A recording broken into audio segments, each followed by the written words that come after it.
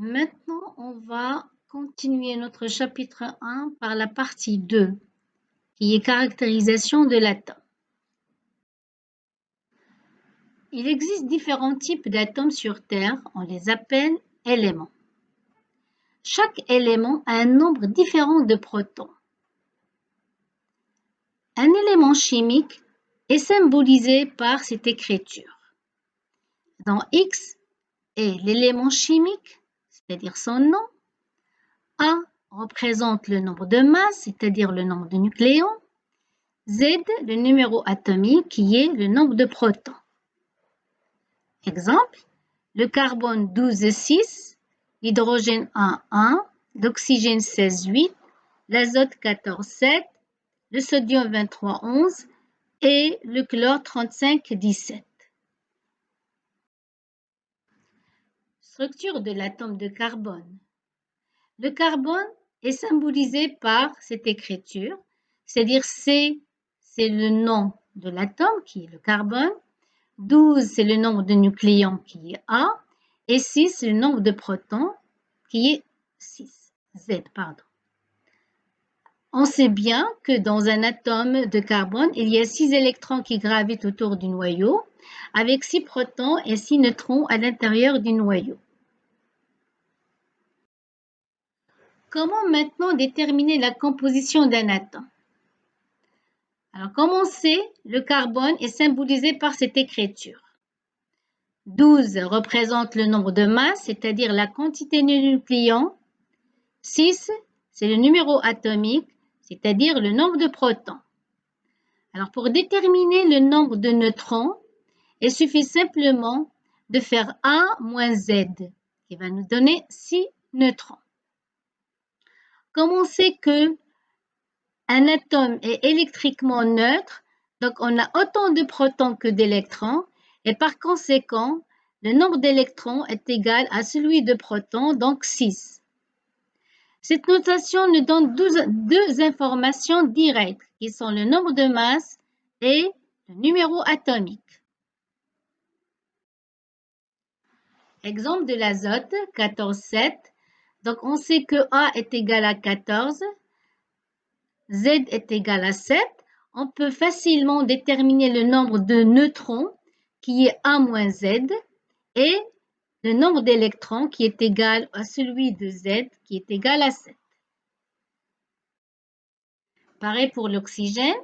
Donc, on a A est égal à 16, Z est égal à 8. Donc, 16 moins 8, ça nous donne 8 neutrons avec autant de charges positives que de charges négatives. Donc, on aura 8 électrons et par conséquent, un atome d'oxygène est caractérisé par 8 neutrons, 8 protons et 8 électrons. Maintenant, la partie 3 qui va nous donner une information sur la composition des ions. Alors, un ion, d'abord, c'est un élément chimique qui a perdu ou gagné des électrons. Elle est caractérisée par le nom de l'atome, avec le nombre de masses, le numéro atomique et maintenant la charge de l'ion, c'est-à-dire est-ce qu'on a un ion qui est chargé positivement ou bien un ion qui est chargé négativement. Sans oublier que X est le nom de l'élément chimique. Alors ici, on a un atome qui contient 3 protons charge positive et 3 électrons charge négative. Alors, en arrachant un électron de cet atome, elle devient un ion positif qu'on appelle cation. Donc, il a perdu une charge négative et on a ici un excédent de charge positive. Dans le cas d'un anion, lorsqu'on a un atome et on lui ajoute un électron, elle va devenir un anion avec un excédent de charge négative. C'est-à-dire qu'un anion, elle est en général chargé négativement et un cation est chargé positivement. L'exemple de sodium, A, 23 et Z est égal à 11.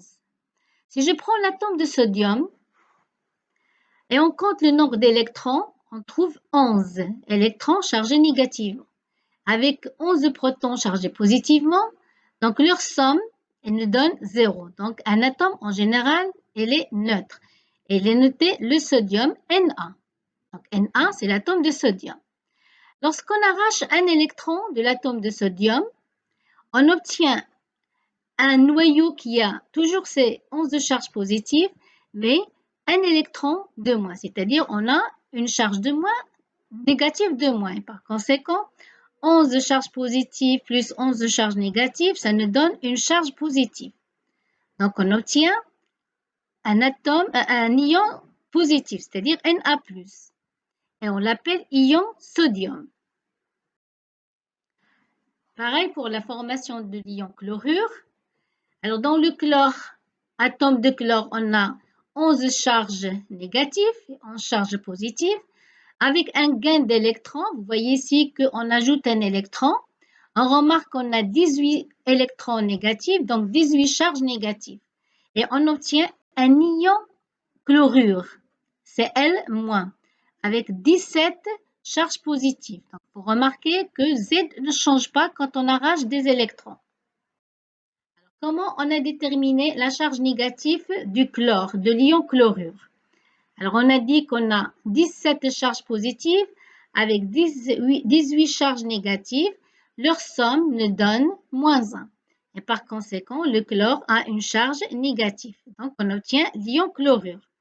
Donc là, vous avez, donc on a l'atome de chlore et quand on ajoute un électron, elle devient l'ion chlorure.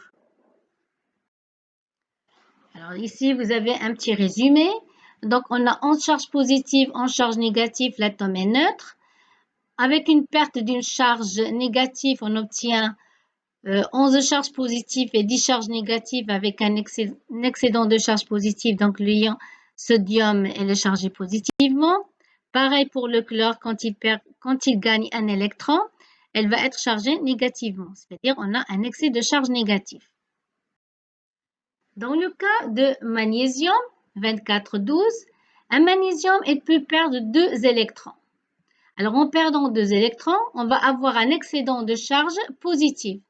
Et par conséquent, donc, on aura un magnésium chargé de plus. Le calcium, c'est pareil.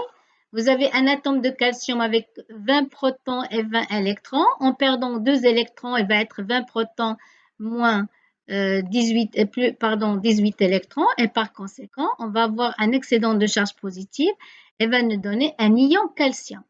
Alors, le nom, s'il vous plaît, elle change. Ici, vous avez un atome de calcium et là, vous avez un ion de calcium. Dans le cas de la formation de l'ion aluminium, pareil.